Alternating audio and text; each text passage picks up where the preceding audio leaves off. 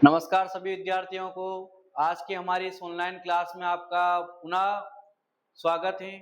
तो आज हम स्टार्ट करने जा रहे हैं लेक्चर नंबर 9, है ना। तो आज की क्लास में हम पढ़ेंगे क्या, एक समान विद्युत क्षेत्र में विद्युत द्विध्रुव पर लगने वाले बल युग्म का व्यंजक।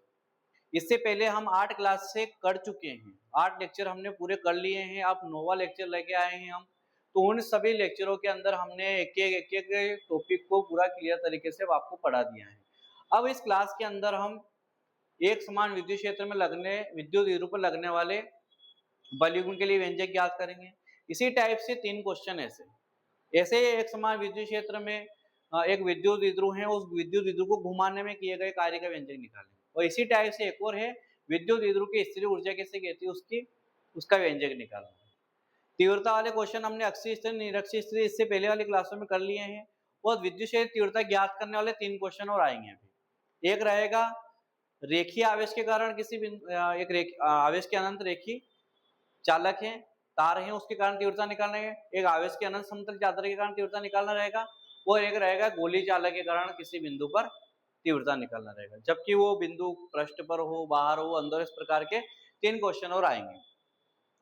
तो आज इस प्रश्न को हम करते हैं इस क्लास के अंदर, एक समान विद्युत क्षेत्र में विद्युत द्विध्रुव पर बल युग्म। तो हमने बल युग्म कक्षा 11 में पढ़ रखा है, बल युग्म आघूर्ण भी कक्षा 11 के अंदर पढ़ रखा है।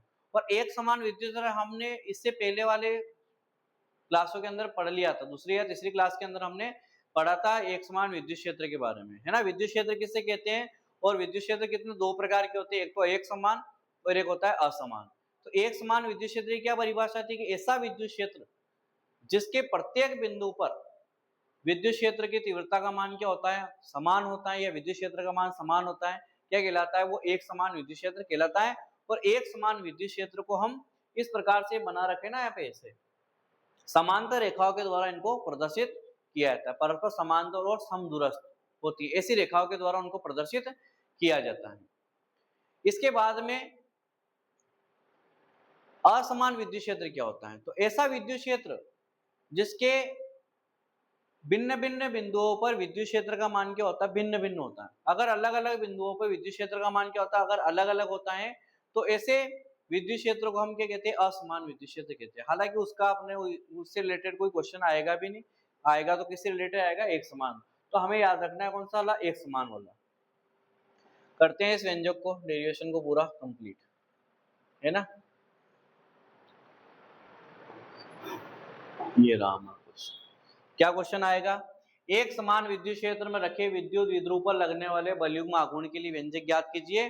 और फिर पूछेगा वो कि इस बल का मान जो होता है कब अधिकतम होता है और कब न्यूनतम होता है। इसका मान क्या होता है, कब अधिकतम होता है और कब न्यूनतम होता है। दोनों क्वेश्चन इसके अंदर पूछे जाएंगे, दोनों स्थितियां पूछेंगे इसके अंदर, है ना। कब बल का मान अधिकतम होता है, कब बल का मान न्यूनतम होता है। अब प्रश्न को पढ़ो कि रखा कहाँ पे, एक समान विद्युत क्षेत्र के अंदर। तो सबसे पहला काम करेंगे अपन क्या, एक समान विद्युत क्षेत्र बनाएंगे। और एक समान विद्युत क्षेत्र को समांतर रेखाओं के द्वारा प्रदर्शित किया जाता है। कैसे बताते हैं, समांतर और समदूरस्थ क्या होने चाहिए, एक दूसरे समांतर होने चाहिए और समदूरस्थ, ऐसी रेखाओं के द्वारा इनको प्रदर्शित किया जाता है। और विद्युत क्षेत्र को हम लिखते हैं कैसे, इसे इसकी दिशा क्या, तीर की दिशा हम बता रखी है। इस विद्युत क्षेत्र के अंदर एक विद्युत द्विध्रुव को रखा है, उसके ऊपर कितना बल युग्म कार्य कर रहा है, उसका आघूर्ण निकालना अपने को। तो विद्युत क्षेत्र द्विध्रुव को जो है ना, इस विद्युत क्षेत्र के अंदर कैसे रखते हैं अपन, थीटा कोण बनाते हुए रखते हैं। ये विद्युत द्विध्रुव है, इसका नाम लिख देते हैं अपन ए बी। क्या नाम है इसका, ए बी। कैसे बना हुआ है, ये प्लस क्यू और माइनस क्यू। और इसके बीच की दूरी क्या होती है, 2l होती है। क्या होती है इसके बीच की दूरी, 2l होती है। इसको एक समान विद्युत क्षेत्र में क्षेत्र के साथ कैसे रखा है, थीटा कोण बना, थोड़ा सा झुका के हमने क्या करा, विद्युत क्षेत्र के साथ कुछ कोण बनाते हुए रखा गया है। जैसे विद्युत क्षेत्र के अंदर हमने क्या रखा है, विद्युत द्विध्रुव को रखा। और विद्युत द्विध्रुव को दो आवेशों से मिलकर बना होता है, एक तो पॉजिटिव और एक होता है नेगेटिव, है ना। तो इस विद्युत क्षेत्र के कारण इस आवेश के ऊपर भी बल लगेगा, और इस विद्युत क्षेत्र के कारण माइनस वाले आवेश के ऊपर भी बल लगेगा। दोनों आवेशों के ऊपर बल लगेगा तो विद्युत क्षेत्र तीव्रता जो सूत्र होता है वो होता है बल बटे आवेश। क्या होता है, बल बटे आवेश। तो मैं यहाँ से बल का अगर मान निकालूं तो क्यू का गुणा इधर को क्या हो जाएगा, क्यू ही। क्या आएगा, कौन सा बल लगता है, इस विद्युत क्षेत्र के कारण इस आवेश पर एक बल लगता है, क्यू ही। केवल परिमाण लिखेंगे अपन, है ना। क्यू ही बल कितना लगता है, क्षेत्र की दिशा में लगता है, और उतना ही बल क्यू ही उतना ही बल इस माइनस क्यू आवेश पर उतना ही बल क्यू ही क्या लगता है, क्षेत्र के विपरीत दिशा में लगता है ना।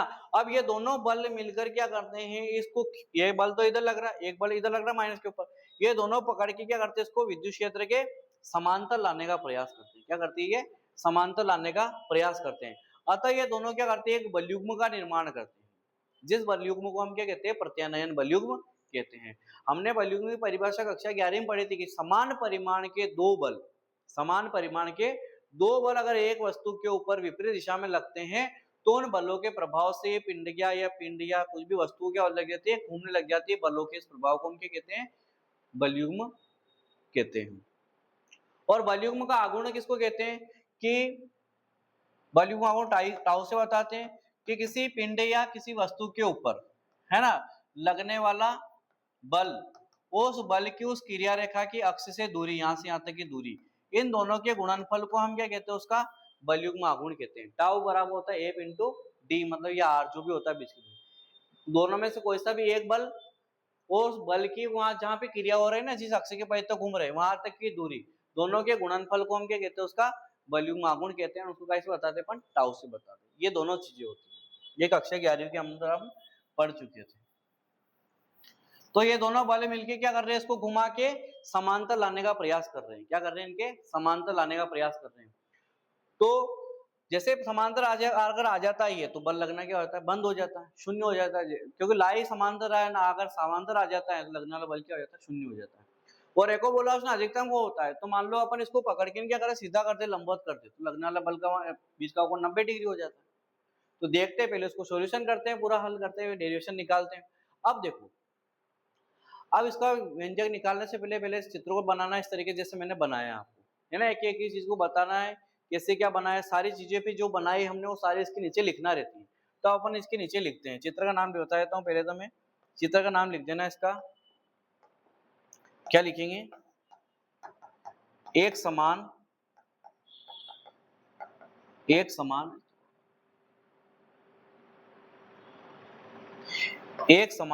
विद्युत क्षेत्र में रखे विद्युत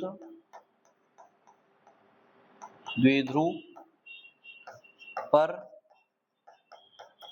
लगने वाला बलयुग्म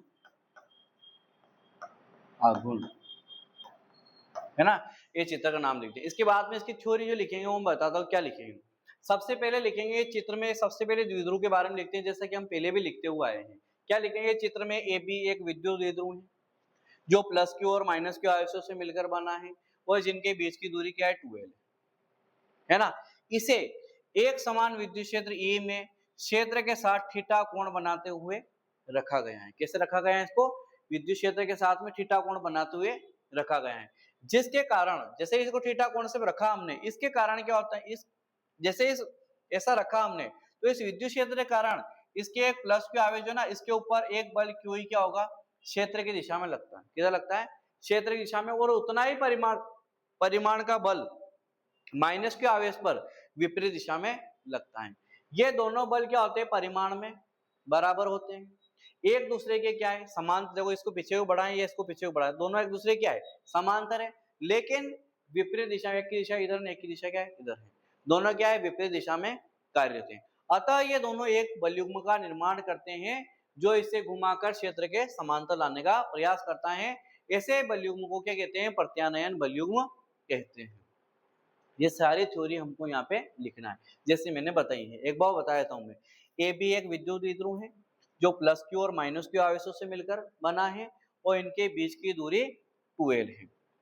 इसे एक समान विद्युत क्षेत्र E में क्षेत्र के साथ थीटा कोण बनाते हुए रखा गया है, जिससे इसके दोनों आवेशों पर, मतलब प्लस क्यू आवेश पर एक तो एक बल क्यू क्षेत्र की दिशा में तथा माइनस क्यू आवेश पर उतना ही बल क्यू क्षेत्र की विपरीत दिशा में लगता है।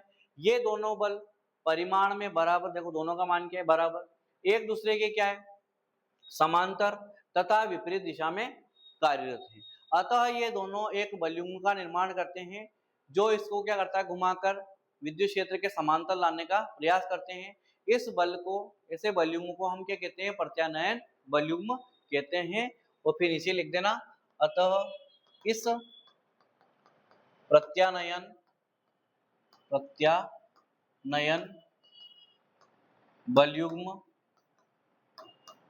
बलयुग्म का आघूर्ण, अतः इस प्रत्यानयन बलयुग्म का आघूर्ण।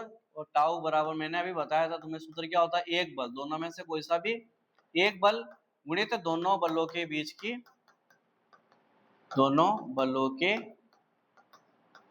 की लंबवत दूरी क्या होती है,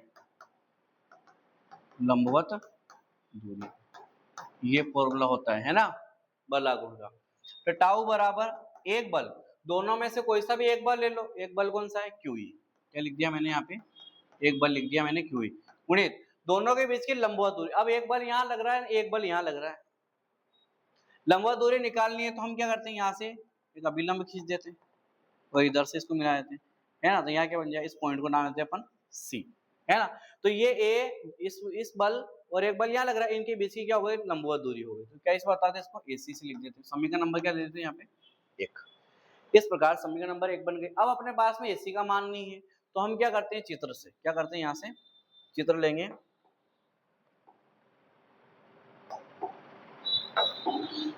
चित्र से नजर नहीं आ रहा,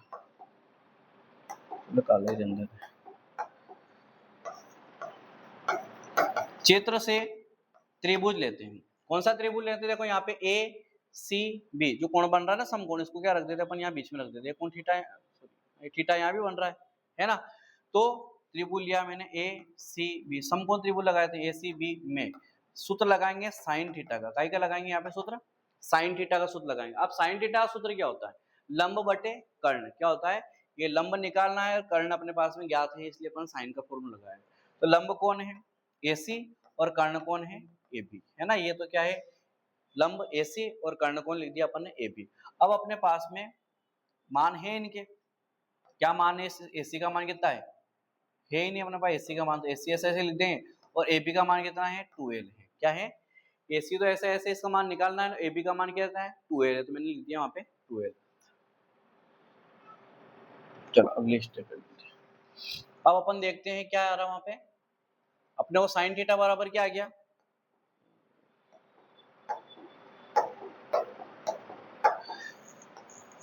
साइन थीटा बराबर ऊपर आ गया था एसी, बटे में क्या लिखा था 2l। मैं एसी का अगर मान निकालूं या तो एसी बराबर क्या आ जाए 2l का इंटू इधर 2l और साइन थीटा, इस प्रकार से आ जाएगा, है ना। तो हमने पास एसी का मान आ गया, यह मान क्या रख देते अपन, यह मान समीकरण क्या रख देते, समीकरण एक में रखने पर कहाँ रख देते हैं, समीकरण एक में रख देते हैं। समीकरण एक क्या थी हमारी, समीकरण एक थी हमारी टाउ बराबर क्यू इंटू एसी, एसी का मान आ चुका है अपने पास में, तो हम इस एसी की जगह क्या लिख देते हैं, वहां पे मैं लिख देता हूँ टाउ बराबर, एक तो क्या था क्यू तो ऐसे ऐसे ही, और एसी की जगह क्या है 2l और साइन थीटा।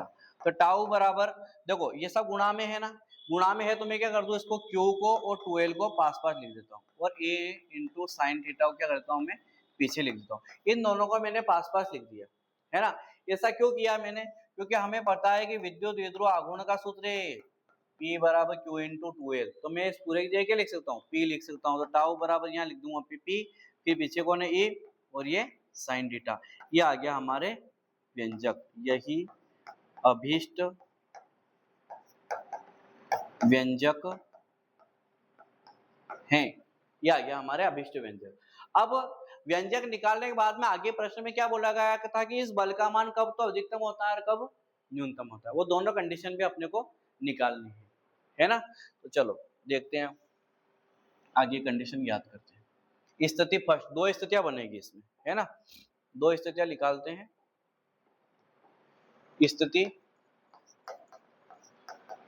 फर्स्ट, है ना, स्थिति फर्स्ट यदि यदि थीटा बराबर क्या ले ले अपन 0 डिग्री, क्या मान लेते हैं अपन कि वो जो द्विध्रुव था, जो द्विध्रुव बना हमारा, वो द्विध्रुव कैसे हो, अगर थीटा बराबर क्या करते हैं 0 डिग्री करते हैं, मतलब ये क्या हो जाए समांतर हो जाए, विद्युत द्विध्रुव जो क्या है विद्युत क्षेत्र क्या हो जाए समांतर हो जाए, तो उस पर कितना बल लग रहा है पहले वो निकाल लेते हैं। तो थीटा बराबर 0 डिग्री हो तो उपरोक्त या समीकरण एक काम करते हैं, इसको ये यहाँ जो समीकरण बनी थी ना हमारी, सॉरी यही बनी, ये जो समीकरण है इसको एक काम करते थे दो नाम दे देते हैं, एक तो वो थी इसको दो देते हैं, समीकरण 2 से। क्या लिख देते हैं यहाँ पे समीकरण नंबर 2 से। तो टाउ बराबर क्या है, ये पीई और साइन थीटा की जगह क्या बोला अपन ने कि 0 रख दे, मतलब समांतर ले लें उसको। तो हमें पता है कि टाउ बराबर पी, साइन 0 का मान क्या होता है 0 होता है, तो टाउ बराबर क्या आ जाएगा 0 आ जाएगा। तो ऐसी कंडीशन में है ना मिनिमम हो जाता है ये मान। तो ऐसी कंडीशन में कि कब, जब विद्युत द्विध्रुव विद्युत क्षेत्र क्या हो जाए समांतर हो जाए, तो ऐसी कंडीशन में उस विद्युत द्विध्रुव के ऊपर कोई किसी प्रकार का कोई बल कार्य नहीं करता, मतलब लगने वाला बल क्या हो जाता है न्यूनतम हो जाता है। फिर निकालते हैं अपन स्थिति सेकंड, कौन सी स्थिति करते हैं सेकंड। क्या लेते हैं इसमें कि यदि थीटा बराबर क्या ले ले अपन 90 डिग्री, क्या ले लेते हैं 90 डिग्री अगर ले लेते हैं है ना, तो समीकरण 2 से, कौन सी समीकरण से, समीकरण नंबर 2 लेके चलते हैं। समीकरण 2 क्या हमारी, टाउ बराबर क्या थी पीई, और